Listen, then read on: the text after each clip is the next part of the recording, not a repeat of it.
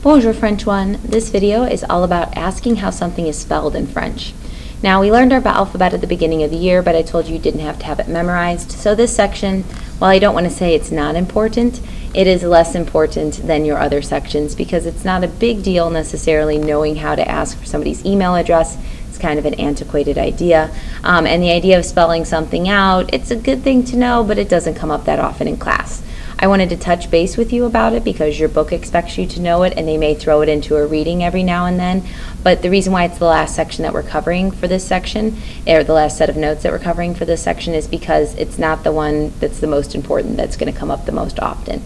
So as usual, I'll pause after I say things to give you a chance to repeat. If you want to ask how something is spelled, let's start with how do you write something, which is the same idea of asking how it's spelled. You say, comment ça s'écrit? And then you fill in whatever the item is. So if you wanted to ask how do you spell or how do you write salut, comment ça s'écrit salut?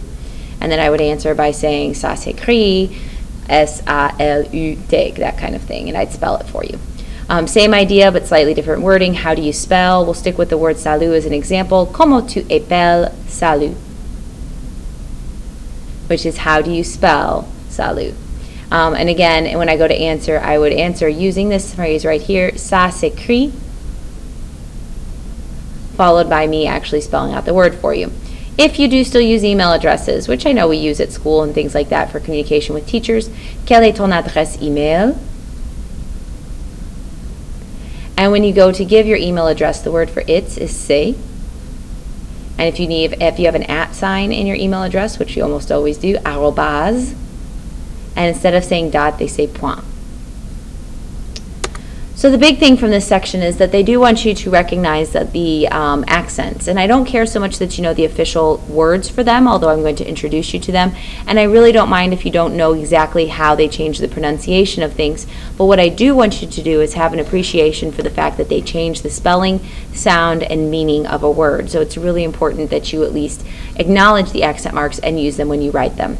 The first accent mark they're showing you typically goes over the letter E, but it can also go over the letter A, and that'll show up in a couple different letters here. And it goes up and to the right, and it's called an accent aigu. They give you a couple different examples here. Basically, you pronounce your E similar to an A in the English word date. So éléphant and Sénégal, that kind of thing. Whenever you have an accent grave, and it goes down and to the right though, your E is pronounced more like the English E in the word jet. So it's that E sound instead of A. Instead of A, it becomes E, and you have zèbre and zèle as your examples there. If you have an accent grave over an A or a U, it doesn't change the sound of those letters, okay? But it can change the meaning of the word.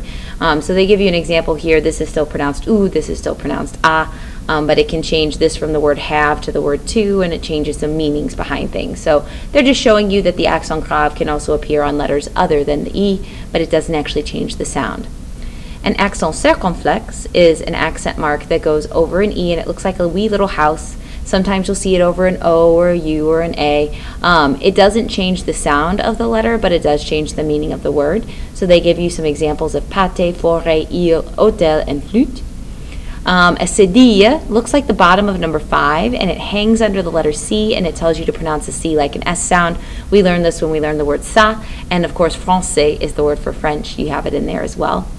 Finally, a tréma is 2 dots. It goes over some various vowels, and all it tells you is that you actually pronounce both of the vowels that are there separately. So for example, that first N word that you see there, it's not pronounced Noel with a silent E. Because the E has a tréma, it's telling you that you pronounce the O and the E separately. So it becomes Noël, which you know of as Christmas. Same thing with Haiti.